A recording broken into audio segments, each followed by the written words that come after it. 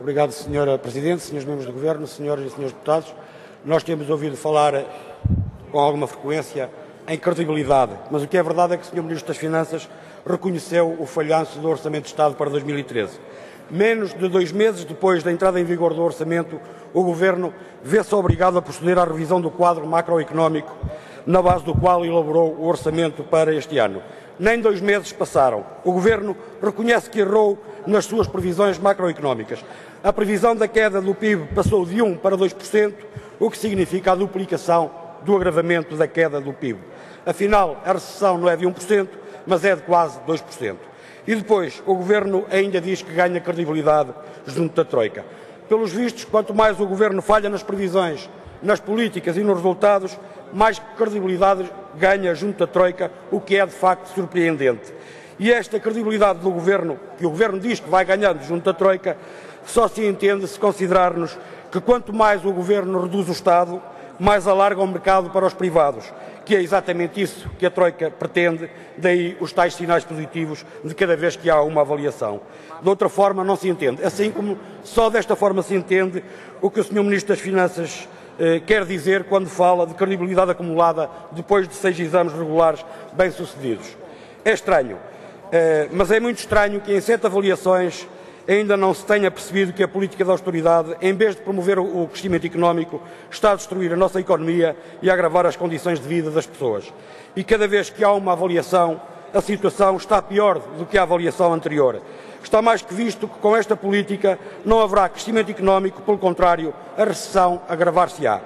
Trata-se de uma política que se resume praticamente ao empobrecimento dos portugueses do ponto de vista dos seus rendimentos, mas também ao empobrecimento dos seus direitos.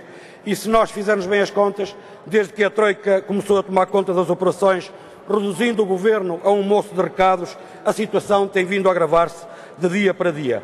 Desde a assinatura do memorando até ao final deste ano, vamos assistir a uma queda do PIB de 7,7%, a uma queda do investimento na ordem dos 50% e a uma queda da procura interna de 20%. Isto quando nós já temos o recorde na Europa, naquilo que diz respeito aos cortes sociais, são 3,7 mil milhões apenas entre 2010 e 2012, e quando temos o desemprego com números que deveriam envergonhar o Governo. Só em janeiro deste ano e só em despedimentos coletivos foram despedidos 35 trabalhadores por dia. Eu vou repetir, só no mês passado e em despedimentos coletivos foram despedidos por dia 35 trabalhadores.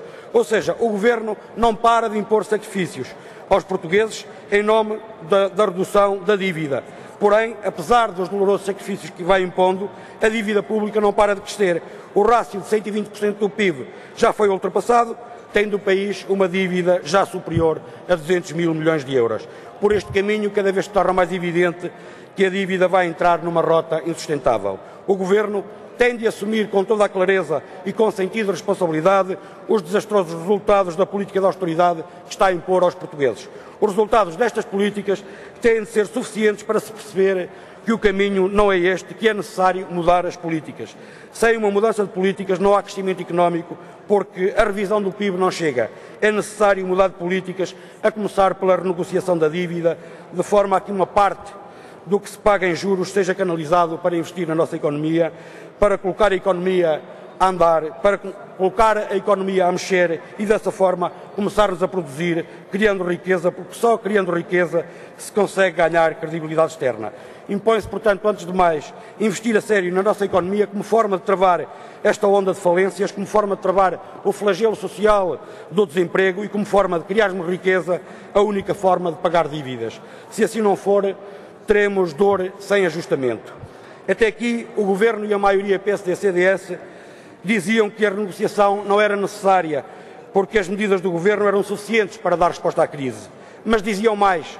Diziam que renegociar a dívida significava não pagar a dívida. Agora começam a perceber que afinal não era bem como diziam e já estão abertos a pedir mais tempo.